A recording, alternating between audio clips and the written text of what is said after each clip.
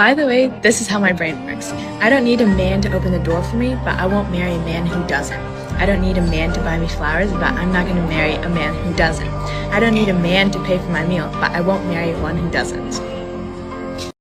Something profound is happening beneath the surface of modern society, and most people are not paying attention to it yet. The changes are subtle at first, almost invisible, but they compound over time until suddenly the world looks very different than it did just a decade ago. What we are witnessing right now is not a loud collapse or a dramatic event, but a quiet realignment between men and women that is reshaping economies, relationships, and social spaces. Stay with me until the end of this video, because once you see the full picture, you will not be able to unsee it. Before we go any further, take a moment to like the video, share it with someone who needs to hear this message, subscribe to the channel, and click the notification bell, and select all so you get every Angry Guy video the moment it goes live. That small action helps this message reach people who are asking the same questions you are. I also want to remind you to check out Angry's Crypto Academy, which is linked in the description of this video. The Academy is designed to help you protect and safeguard your assets, understand how to buy, sell, and trade crypto responsibly, and prepare for the financial shifts that are already underway. If you care about your future and your independence, go check it out now. And if you are enjoying these Angry Guy videos and want to show direct support, you can buy me a Red Bull using the link in the description. That support helps keep this channel independent and focused on topics that matter. Now, let us get into the heart of this discussion. Something deeply unsettling is unfolding for women across much of the modern world, and many of them do not yet realize it. On the surface, everything looks normal.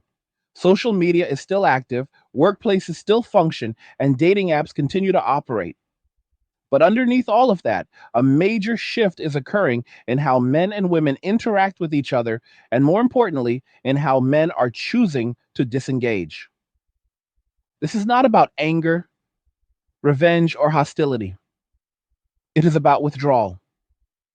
Men are not protesting in the streets or making demands. They are simply stepping back, opting out, and quietly reorganizing their lives without women at the center. When people hear this idea for the first time, it sounds provocative or exaggerated. But when you observe real-world behavior instead of headlines, the pattern becomes hard to ignore. Across multiple countries, men are choosing not to date, not to pursue relationships, not to socialize in mixed gender spaces, and not to build their lives around traditional expectations. This is not confined to one culture or one political system. It is happening in Western nations, East Asian countries, and increasingly in developing economies as well. The scale of it is what makes it significant. In the United States alone, projections indicate that by 2030, roughly 45% of women between the ages of 25 and 44 will be single and without children. When you include single mothers, that number rises dramatically, approaching 60 to 70% of women in that age bracket. Those numbers are not moral judgments, they are demographic signals. And demographics always shape the future. In countries like South Korea, the situation is even more pronounced. Much of the public conversation there focuses on female-centered movements that emphasize opting out of marriage and family formation. These narratives often dominate in international media coverage, leading people to believe that women choosing not to participate is the primary cause of the country's historically low birth rate. But that explanation is incomplete. What receives far less attention is how men responded to years of social and institutional changes. Instead of pushing back publicly, men in South Korea began building systems that minimized their exposure to risk and social conflict. When new rules were introduced around dating behavior, men adapted by disengaging rather than escalating. When workplace dynamics became more adversarial, men responded by focusing on competition instead of cooperation. When entertainment was criticized for being inappropriate, men simply stopped consuming it. The result was not chaos, the result was silence. And silence can be far more disruptive than protest. This pattern is now repeating globally. Men are not arguing their case anymore. They are reorganizing their lives in ways that reduce friction, liability, and emotional cost. The most important thing to understand is that these changes are cumulative. Each individual decision seems small. Together, they reshape entire industries. One of the clearest examples of this shift is happening online. Over the past decade, male oriented digital spaces have expanded rapidly. Entire ecosystems of content, discussion, and education have emerged that are designed primarily for men and by men.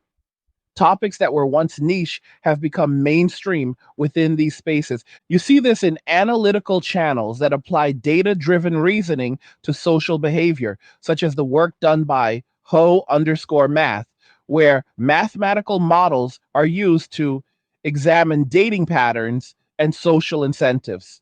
You see it in finance oriented creators like Graham Stephan, who increasingly speak to male audiences about self sufficiency, risk management, and long term planning. You see it in gaming commentary channels such as Hypnotic, Smash JT, Yellow Flash, and Side Scrollers, where discussions have shifted from games alone to the broader cultural forces shaping the industry. What matters here is not whether you agree with every opinion expressed in these spaces. What matters is that men are building parallel conversations and parallel communities that do not rely on traditional social approval. These spaces function independently and they continue to grow. At the same time, men are increasingly absent from mixed gender social structures. Dating statistics show that while a large percentage of men are single, many young women are not. This seems contradictory until you examine how relationships are distributed. A relatively small group of men accounts for a disproportionately large share of dating activity. This leaves many men opting out entirely rather than competing in systems they view as inefficient or unrewarding. And this opt out behavior has consequences that extend beyond dating. Entire industries have been built around male participation. Restaurants, bars, clubs, gyms, travel, and entertainment all historically relied on men's spending and presence. As men reduce their participation, these industries feel the strain. Restaurants, particularly higher end establishments, are experiencing declining traffic as men no longer take women out on frequent dates. Bars and clubs are increasingly populated by women without the accompanying spending that traditionally sustained those venues. Gyms face declining memberships as men move toward home setups or private male only training environments. These are not theoretical outcomes, they are already happening. Another major factor accelerating this shift is technology. As automation and artificial intelligence transform the labor market, men are adapting by prioritizing skills that offer flexibility and autonomy. Trading, decentralized finance, digital services, and skill based bartering are becoming more common. These systems do not rely on traditional employment structures or social validation. Men who are single often have lower fixed expenses. They consume less, save more, and invest differently. This allows them to weather economic volatility with less stress. Women, on average, face higher living costs and greater reliance on consumer driven systems. When economic pressure increases, the gap becomes more visible. It is important to approach this topic without hostility. This is not about assigning blame, it is about recognizing incentives and outcomes. Men responded to years of messaging by adjusting their behavior. Women are now encountering the downstream effects of those adjustments. As men withdraw from certain social roles, governments and institutions feel the impact as well. Men contribute a large portion of tax revenue in many countries. When they reduce working hours, seek alternative income streams, or relocate, state budgets shrink. Programs that depend on consistent funding face pressure. The safety net weakens not because of malice, but because participation has changed. In response, some institutions attempt to encourage men to re engage. Campaigns promote partnership, cooperation, and shared responsibility. But these messages often arrive after trust has already eroded. Trust, once lost, is difficult to restore. Another visible outcome of this shift is geographic. Men who still desire relationships increasingly look abroad, seeking cultures where social expectations align more closely with their values. Hey guys, in a world pushing you to own nothing and be happy, crypto is your key to survival. Join Angry's Crypto Academy to master buying, selling, and trading crypto. Make huge profits and safeguard your wealth. Plus, discover the one crypto virtually no one is talking about, poised to create new millionaires in the upcoming bull run. The link is in the description of the video below. Go check it out now. Countries with lower costs of living and more traditional relationship norms become attractive destinations. This creates a feedback loop where resources and attention flow outward rather than inward.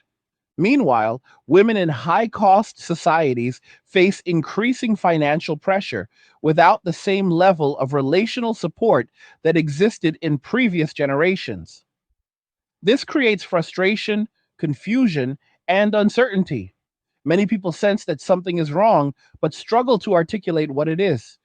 The reality is that social contracts are being rewritten without formal negotiations. Men are choosing peace, simplicity, and autonomy.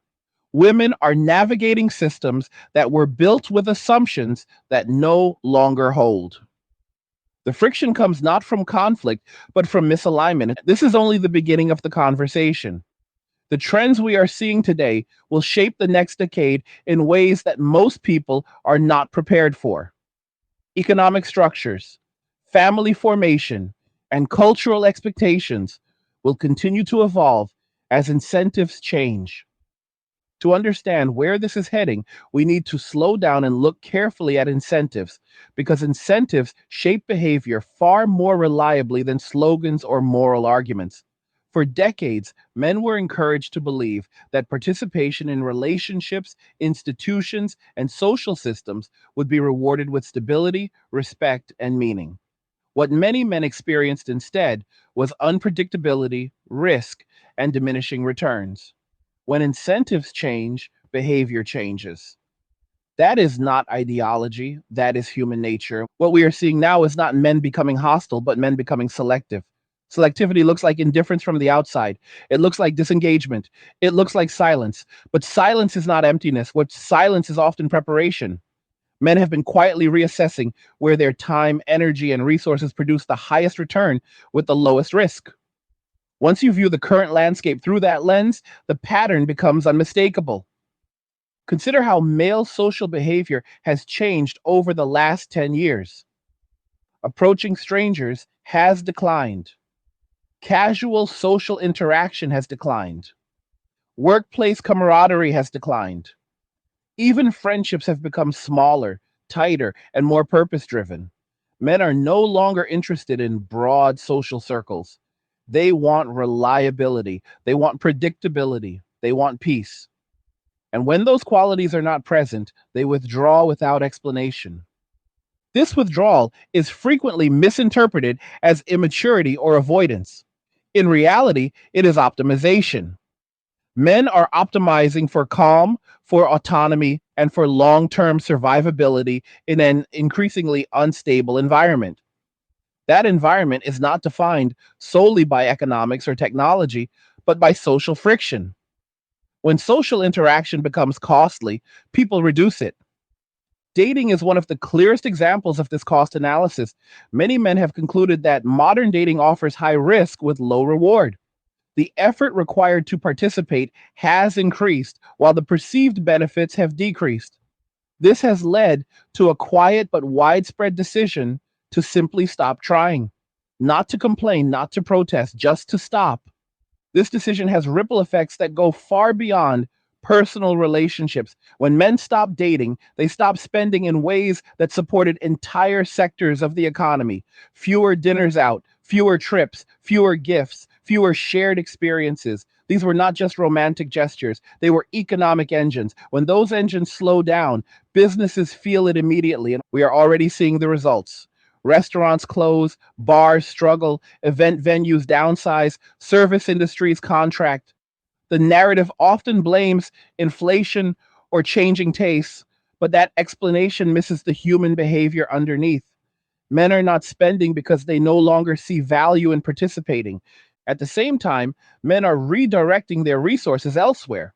Home gyms replace public gyms. Cooking replaces dining out.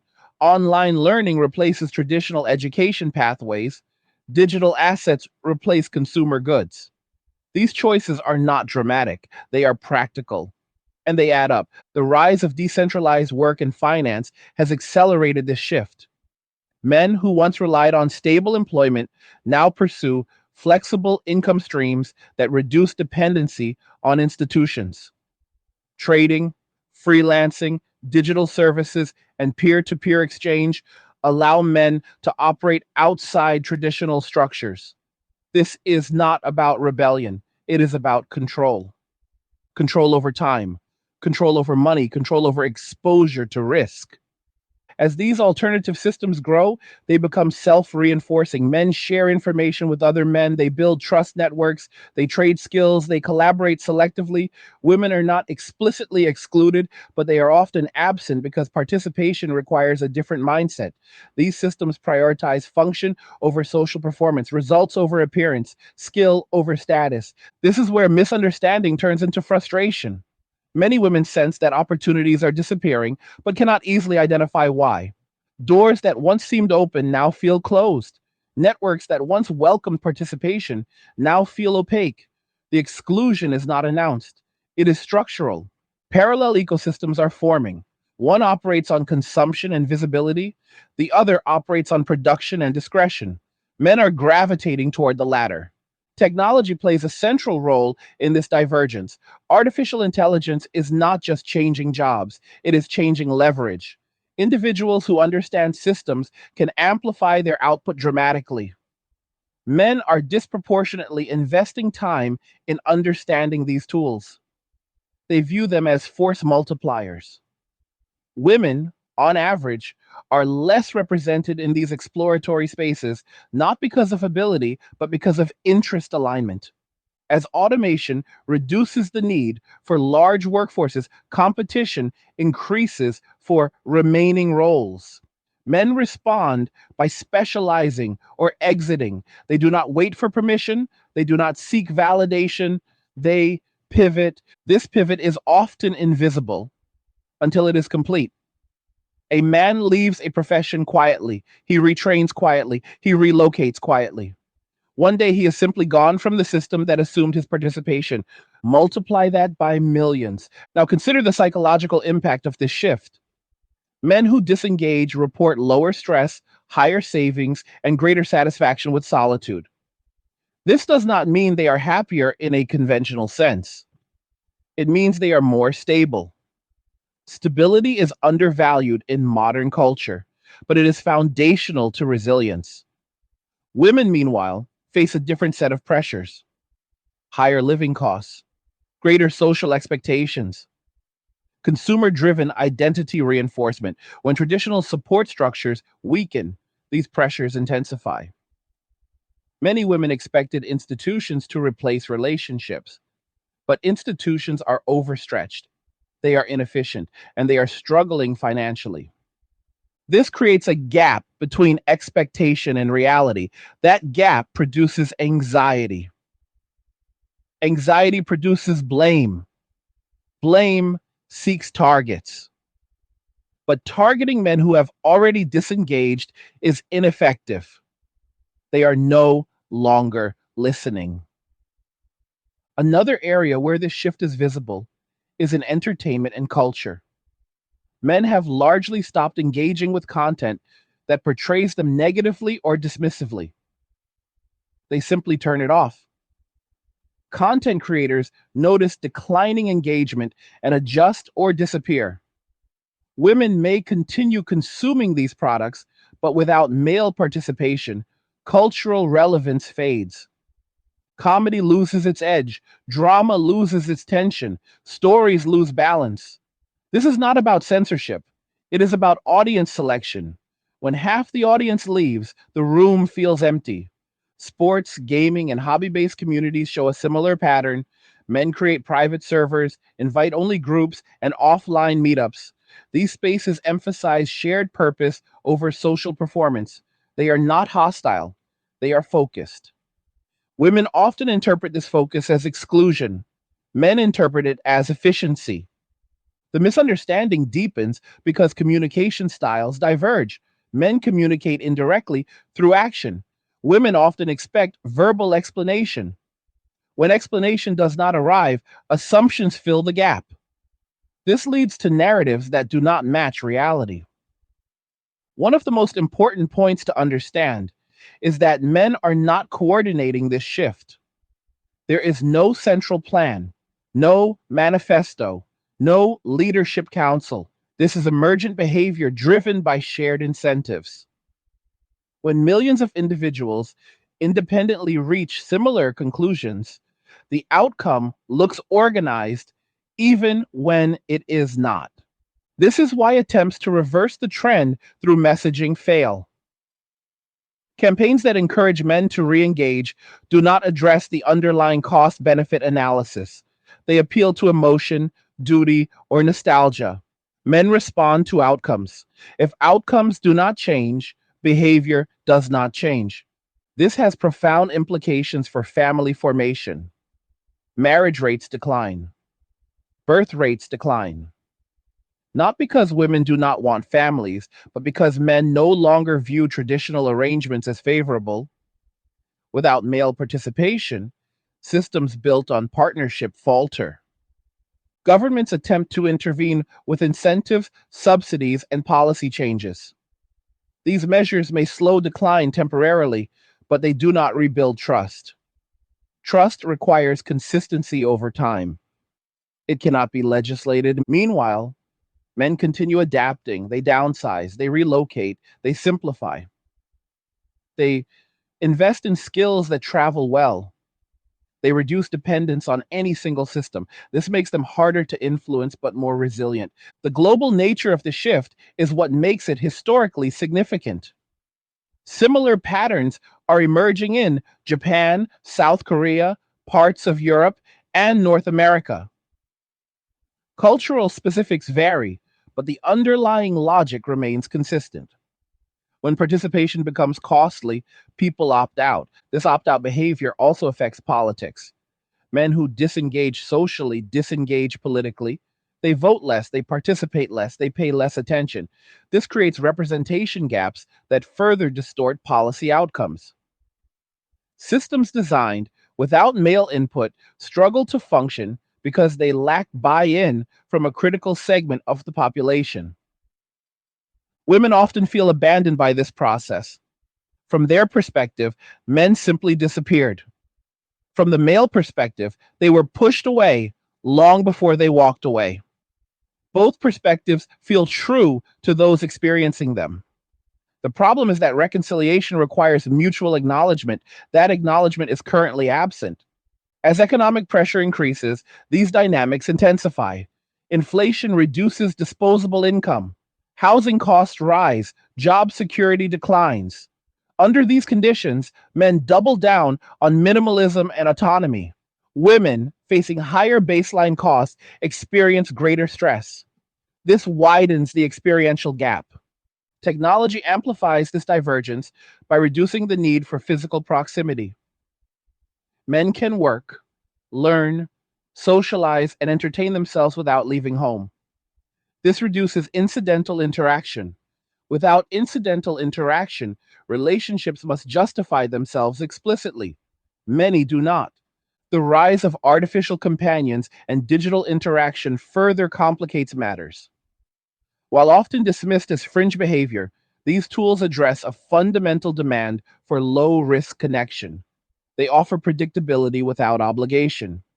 That appeal should not be underestimated. All of this leads to a future where shared spaces become rarer and more intentional. Casual interaction declines, purpose driven interaction increases. Men adapt quickly to this model because it aligns with their optimization strategies. Women, who historically relied on social integration for stability, face a more difficult adjustment. The structures that supported that integration are weakening. Rebuilding them requires cooperation from men who are no longer motivated to participate. This is the tension at the center of the current moment. Not conflict, but asymmetry. Different strategies, different priorities, different risk assessments. As we move forward, the question is not who is right or wrong. The question is what systems survive when participation becomes optional. Only those that offer clear value will endure. To understand why this divergence is accelerating rather than stabilizing, we have to confront a difficult reality about modern systems. Most social institutions were built on the assumption of participation. They assumed that people would show up, comply, and contribute even when incentives weakened. That assumption is no longer reliable, and participation is now optional in ways it has never been before. And once participation becomes optional, value must be earned continuously. Men have internalized this reality faster than most institutions anticipated.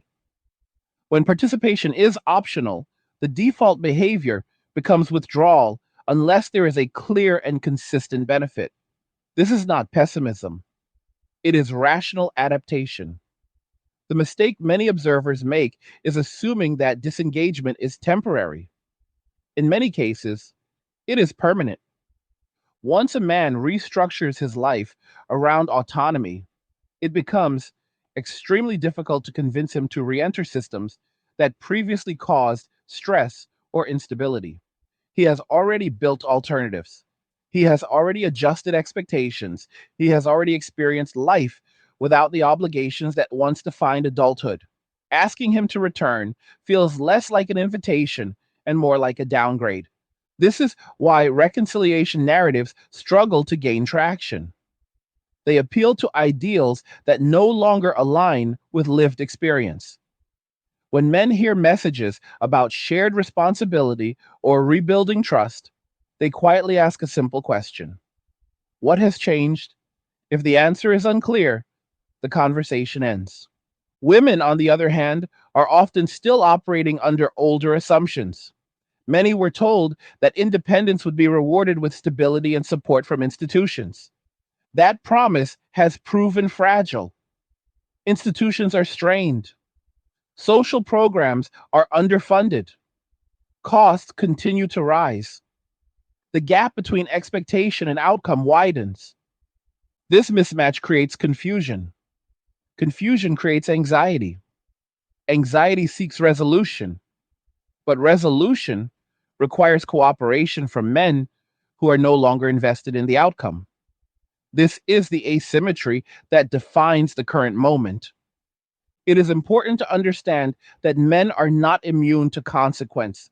They are simply insulated differently. Minimalist lifestyles reduce exposure to rising costs. Smaller social circles reduce emotional volatility. Skill focused work reduces dependence on single employers. These strategies do not eliminate hardship, but they make it manageable. Women facing higher baseline expenses and greater social expectations often feel pressure more acutely. Housing costs, healthcare, childcare, and consumer driven identity reinforcement all compound stress. Without reliable partnership structures, the burden increases. This dynamic feeds into another critical shift: the redefinition of success. Traditional markers of success emphasize visibility, status, and accumulation. Men are increasingly redefining success as control, flexibility, and peace. This redefinition reduces the appeal of competitive social environments. When success is defined as peace, many institutions lose relevance. They are noisy, they are demanding, they are inefficient. Men choose quieter paths. This choice has cascading effects. As men withdraw from public spaces, those spaces become less balanced. Feedback loops intensify. Spaces designed for mixed participation become skewed toward one demographic. That demographic then adapts the space to its preferences. The original balance is lost. This is why certain social venues feel different now. Restaurants, bars, community events, and even workplaces reflect a shift in energy. The absence of men changes the dynamic. Conversations change, priorities change, the atmosphere changes. Women often notice this change but interpret it through personal lenses. They may assume men are uninterested or immature. Men interpret the same situation as liberation from unnecessary obligation. Both interpretations coexist without dialogue. Another factor accelerating this divergence is the erosion of informal mediation. In previous generations, families, communities, and shared cultural norms helped resolve misunderstandings between men and women. Those mediating structures have weakened. Without them, friction escalates quickly and withdrawal becomes the easiest solution. Online platforms amplify this effect. Disagreement becomes spectacle. Nuance disappears. People retreat to echo chambers where their experiences are validated without challenge. Men and women increasingly inhabit separate informational worlds, shared reality fragments. In this environment, trust becomes rare. Trust requires repeated positive interactions. Those interactions require proximity. Proximity has declined. The result is a self reinforcing cycle. Economically, this cycle reshapes labor markets. Men gravitate toward roles that reward output rather than presence. Remote work, contract based tasks, and decentralized platforms fit this preference. These roles offer flexibility and reduce exposure to interpersonal conflict. Women, historically more integrated into structured environments, face a different challenge. As those environments contract or automate, competition increases. Without informal networks that once provided support, advancement becomes more difficult. This shift also affects education. Men increasingly question the value of traditional credentials. They seek direct skill acquisition instead. Certifications, apprenticeships, and self guided learning replace formal degrees. This reduces student debt and accelerates entry into productive work. Women, encouraged for decades to pursue credentials as a path to empowerment, often find themselves with high debt and uncertain returns. The promised stability does not materialize. This creates resentment toward systems that failed to deliver. The tension here is not ideological, it is practical. Systems that once functioned through participation now require redesign. That redesign is slow. People adapt faster than institutions. Another area where this shift is visible is housing. Men increasingly favor smaller spaces, shared ownership, or mobility over long term fixed commitments. They rent intentionally. They relocate easily. They reduce exposure to housing market volatility. Women, often seeking stability through home ownership, face rising prices and limited options. Without partnership, ownership becomes more difficult. This further delays family formation and long term planning. Social narratives struggle to keep up with these changes. Media often frames male disengagement as failure or avoidance, but framing does not alter behavior. Men respond to outcomes, not labels. The reality is that many men feel they have already solved their problem. They have optimized for survivability in a volatile world. Re entering old systems offers no clear improvement. And this does not mean men are universally content. It means they have chosen predictability over possibility. Possibility requires risk. Risk requires trust. Trust is scarce. Women sensing the closing of options, often increase effort. They network more, they advocate more, they demand more from institutions. But institutions cannot compensate for the absence of willing partners. This leads to a difficult truth. Many solutions proposed to address these issues assume male cooperation, but cooperation cannot be mandated. It must be incentivized. Incentives are not speeches, they are outcomes. Until outcomes change, behavior remains stable. This is why policy responses often fail. They focus on symptoms rather than incentives. They attempt to restore participation without addressing why participation declined. A realistic approach would acknowledge male disengagement as a rational response and seek to redesign systems that genuinely benefit both sides. But redesign requires admitting past failures. That admission is politically and culturally costly. As a result, denial persists. Narratives emphasize empowerment without addressing sustainability. The gap widens. Technology continues to accelerate the timeline. Automation reduces the need for large workforces. Digital platforms reduce the need for physical proximity.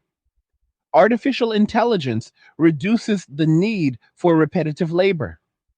In this environment, individuals who adapt early gain advantage. Men, unencumbered by certain expectations, adapt faster. This is not a judgment, it is an observation. Women, often carrying greater social and financial burdens, face slower adaptation. This increases vulnerability during transition periods. The long term implication is a society with fewer shared touchpoints. Interaction becomes transactional or intentional rather than habitual. Relationships, when they form, are more deliberate but less frequent. This environment rewards those who are comfortable alone. Men, socialized to tolerate solitude, find equilibrium. Women, socialized toward connection, face adjustment challenges. None of this implies inevitability. Trends can change. Incentives can be redesigned. But change requires honesty. Honesty about why men left. Honesty about what women lost. Honesty about institutional limitations. At this stage, it becomes necessary to confront a reality that many people instinctively resist, which is that social change does not require consensus to become permanent. It only requires enough people to behave differently for long enough that old patterns no longer reassert themselves. What we are witnessing now is not a temporary fluctuation. It is a behavioral shift that has already crossed the threshold where reversal becomes difficult. One of the reasons this shift is misunderstood is because it does not announce itself loudly. There are no formal declarations. There is no single event you can point to and say, this is when everything changed. Instead, change arrived quietly through millions of individual decisions. One man chose not to date anymore. Another chose to leave a profession. Another decided to work remotely. Another downsized his life. None of these choices were dramatic on their own. Together, they rewired the social landscape. This is how large systems actually change, not through ideology, but through accumulated behavior. Men did not wake up one day and decide to withdraw from society. They responded to incentives over time. Each negative experience reinforced caution. Each unreciprocated effort reduced motivation. Each institutional failure confirmed skepticism. Eventually, the default setting shifted from engagement to avoidance. Avoidance, once normalized, spreads quickly. Men talk to each other. They compare outcomes. They share strategies, not in formal meetings, but in casual conversations, online forums, and private messages. When a man sees another man living with less stress, fewer obligations, and greater autonomy, the question becomes unavoidable. Why am I still doing this the hard way? That question has consequences. As more men choose lower exposure lifestyles, the collective effect becomes visible. Public spaces thin out. Mixed social environments feel less energetic. Traditional rituals lose participation. Dating culture becomes distorted. None of this requires coordination. It is the emergent result of aligned incentives. Women, for the most part, were not prepared for this kind of withdrawal. Many were taught that men would always pursue, always provide, and always adapt. That assumption held for generations. It no longer holds now. This creates a lag in perception. Women often interpret male withdrawal as temporary frustration or emotional immaturity. But for many men, the decision is settled. They have already moved on psychologically. Re engagement would require not just persuasion, but a restructuring of incentives that feels tangible and durable. This is why appeals to empathy or nostalgia fall flat. Men are not operating on sentiment, they are operating on lived outcomes. When someone has already built a life that feels stable, convincing them to destabilize it again is extremely difficult. The concept of peace comes up repeatedly in conversations with men who have disengaged. Peace does not mean isolation or joylessness, it means predictability. It means control over one's time. It means fewer emotional shocks. Once someone experiences that consistently, they become protective of it. This is especially true in an era of economic uncertainty. Inflation, housing instability, and job volatility increase the value of low overhead living. Men who have structured their lives around minimal fixed costs and flexible income streams are better positioned to absorb shocks. This reinforces their decision to stay disengaged. Women, facing higher baseline expenses and often greater social pressure to maintain certain lifestyles, experience the same shocks more intensely. This difference in exposure amplifies resentment and misunderstanding. Another critical factor here is the erosion of informal reciprocity. In previous generations, men tolerated certain imbalances because they expected long term returns. Family, loyalty, shared history, and social recognition served as compensation. As those expectations weakened, tolerance declined. When effort is no longer rewarded reliably, effort declines. This is a fundamental principle that applies across biology, economics, and psychology. Modern narratives often emphasize empowerment without addressing reciprocity. Empowerment without reciprocity creates asymmetry. Asymmetry creates disengagement. Men did not stop caring about relationships, they stopped believing the system would treat them fairly. That belief, once lost, is not easily restored. The consequences extend into areas that are rarely discussed openly. One of them is skill transmission.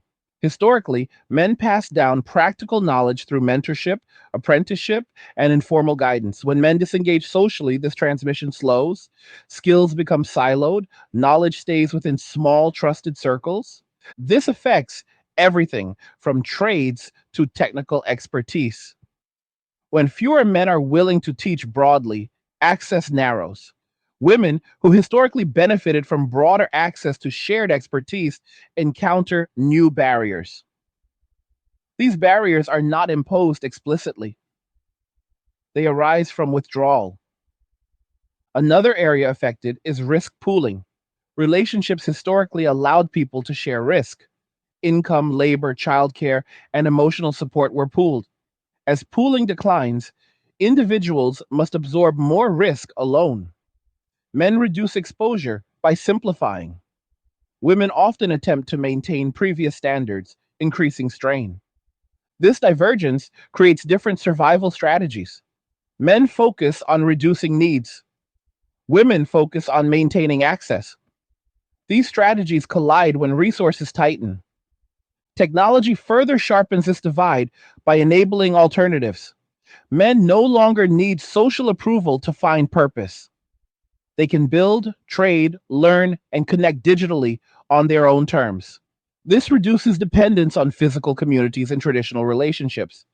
As digital substitutes improve, the threshold for re engagement rises. Relationships must now offer something that cannot be replicated digitally. That is a high bar. Artificial intelligence, automation, and virtual interaction are not just economic tools, they are social filters. They allow people to meet certain needs without exposure to risk. This does not eliminate the desire for connection, but it reframes it. Men, in particular, appear willing to trade depth for stability when the cost of depth becomes too high. This trade would have seemed unthinkable decades ago. It is now normalized. Women often underestimate how profound this shift is. They may assume that men will eventually return to old patterns out of necessity or loneliness. But necessity has changed. Loneliness is mitigated through alternative means. The pressure to return is weaker than expected. This does not mean men are thriving in every sense. It means they have chosen the least costly option available to them.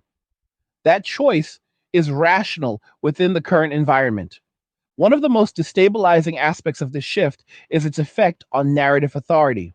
For a long time, public discourse assumed male participation. Policies, media, and social norms were built on that assumption. When men disengage, those narratives lose grounding, and this creates a credibility gap. Institutions speak, but fewer people listen. Messaging becomes louder, not more persuasive. This accelerates disengagement. The same pattern appears in workplaces. Men increasingly avoid roles that require constant emotional labor or ambiguous expectations. They prefer roles with clear outputs and boundaries. This reshapes organizational culture. Women, often concentrated in relational roles, face greater pressure as institutions attempt to compensate for declining engagement. Burnout increases, turnover rises, stability declines. The system strains under its own assumptions. At a deeper level, what is happening is a renegotiation of social contracts without negotiation. One side has opted out. The other is still trying to enforce the original terms. This cannot hold indefinitely. Eventually, systems either adapt or collapse. Adaptation requires acknowledging that participation must be earned. Collapse occurs when denial persists. We are currently in the denial phase. Many narratives still assume that men will return if properly encouraged. Evidence suggests otherwise. The longer this phase lasts, the more entrenched behaviors become. Children grow up observing disengaged adults. Expectations reset. What once seemed abnormal becomes normal. This generational effect is critical. Younger men are entering adulthood with fewer assumptions about traditional roles. They see disengagement not as rebellion, but as baseline behavior. Re engaging them will be even harder. Women entering adulthood face a different shock. They were promised a world that no longer exists. The adjustment is painful. None of this is inevitable in a deterministic sense, but it is probable unless incentives change meaningfully. Meaningful change would require rebuilding trust at a systemic level. That includes legal predictability, cultural reciprocity, and economic stability. These are large undertakings. They cannot be accomplished through slogans. Until then, men will continue optimizing for autonomy. Women will continue seeking stability in systems that struggle to provide it. The gap will widen. Understanding this does not require agreement, it requires observation. If you look honestly at your surroundings, you will see these patterns playing out. Empty spaces, quiet withdrawals, reduced participation, increased polarization. As these parallel systems mature, the consequences become less abstract and more concrete. What once felt like a cultural disagreement begins to manifest as structural separation. Men and women are no longer just disagreeing about values or expectations. They are increasingly living inside different systems with different rules, different risks, and different rewards. When systems diverge far enough, communication alone cannot bridge the gap. One of the most overlooked aspects of this shift is how quickly norms recalibrate once a critical mass disengages. Norms are not moral truths, they are behavioral averages. When enough people stop participating, what was once considered abnormal becomes ordinary. In many social spaces today, male absence no longer feels strange. It feels expected. This normalization matters because it reshapes how future interactions are interpreted. When a man does not approach, it is no longer shocking. When a man declines involvement, it is no longer interrogated. Silence becomes the default rather than the exception. Expectations quietly lower, not out of resignation, but out of adaptation. Women often experience this recalibration as emotional whiplash. The world they were told to prepare for does not match the world they encounter. Advice that once worked no longer applies. Strategies that assumed male engagement fail repeatedly. This creates a sense of instability that is difficult to articulate. In response, many women double down on institutional reliance. They seek validation, protection, and support from systems rather than individuals. But institutions are slow and impersonal. They cannot replicate the adaptability of personal relationships. This mismatch produces frustration on both sides. Men, having already disengaged, rarely see these struggles directly. Their lives are quieter. Their social exposure is limited.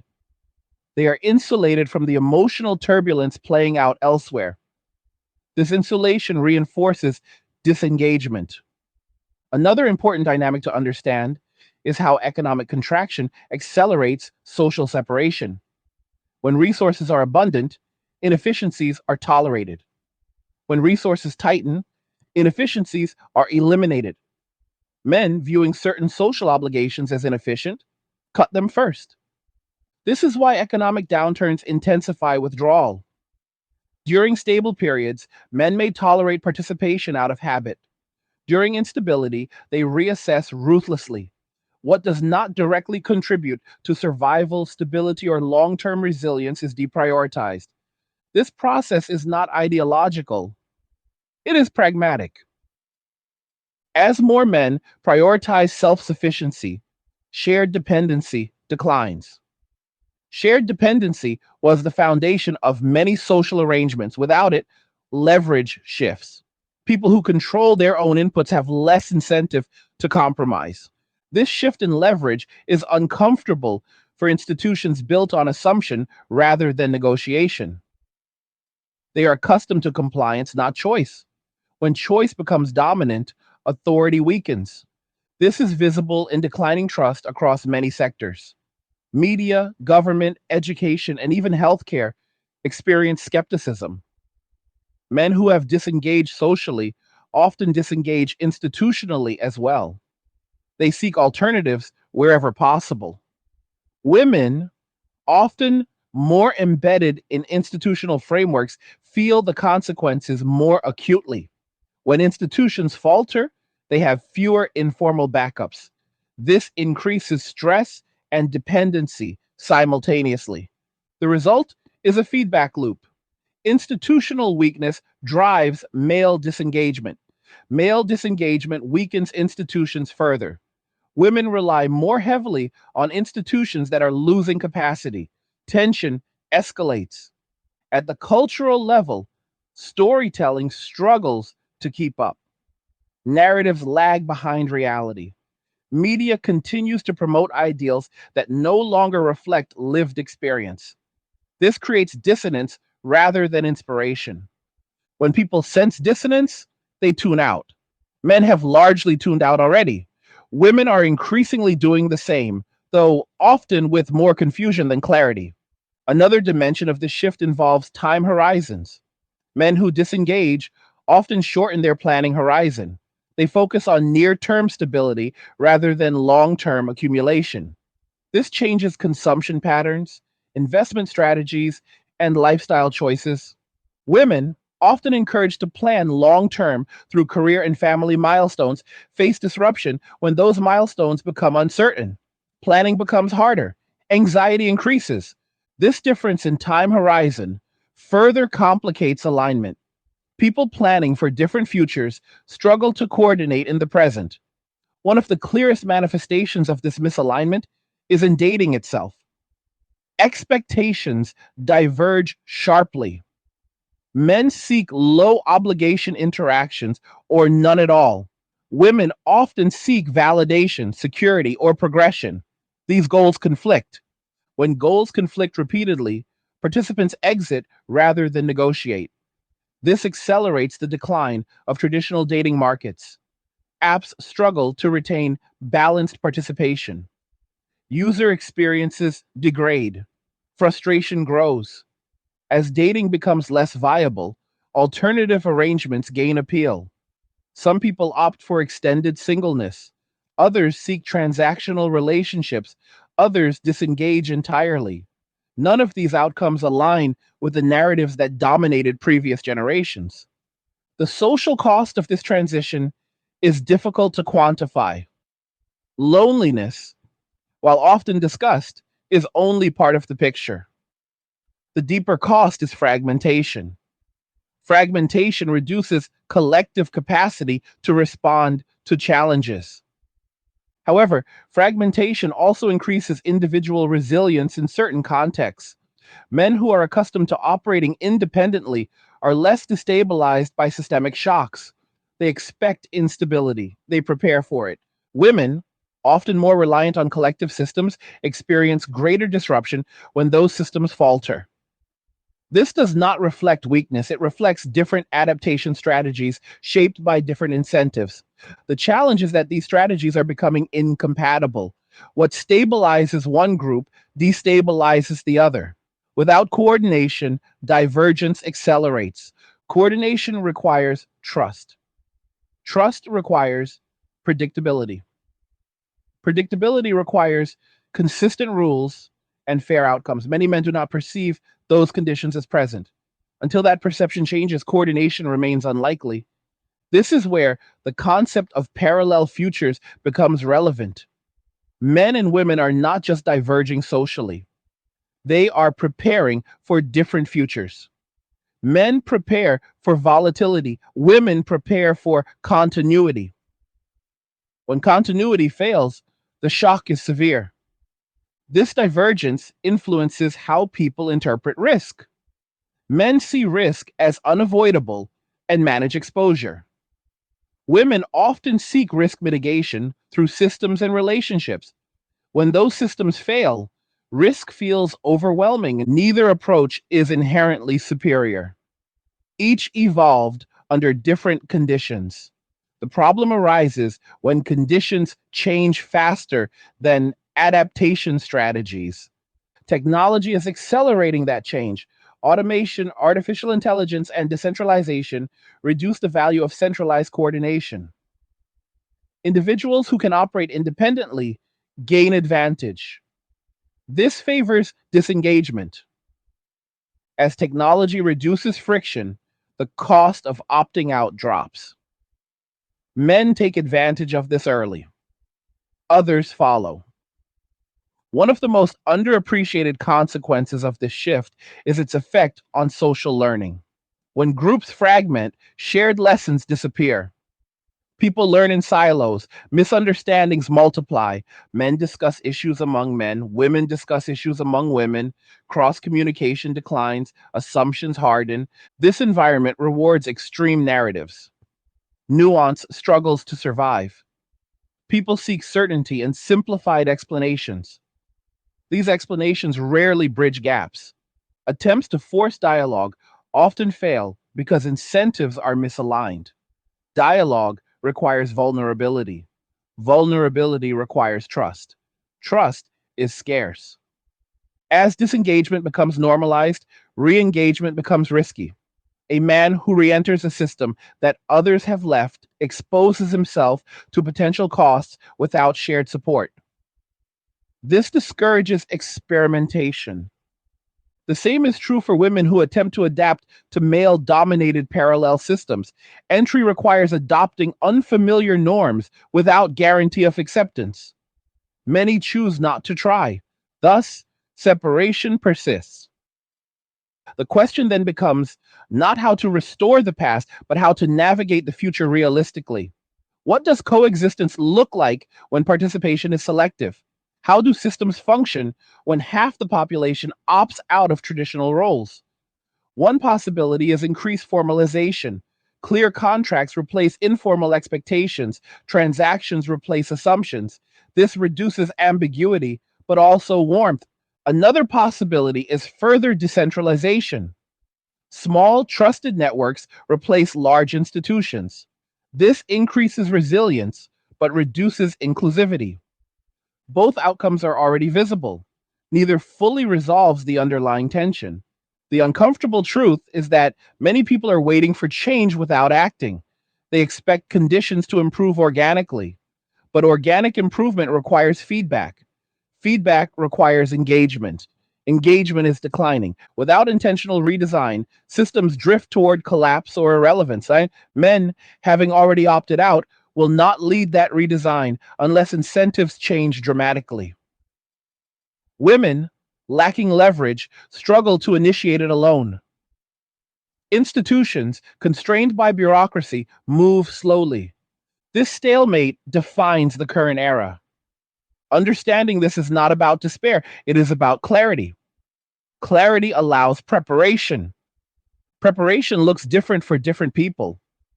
For some, it means simplifying life. For others, it means building new skills. For others, it means reassessing expectations. What no longer works is denial. Denial assumes that old patterns will return by default. Evidence suggests otherwise.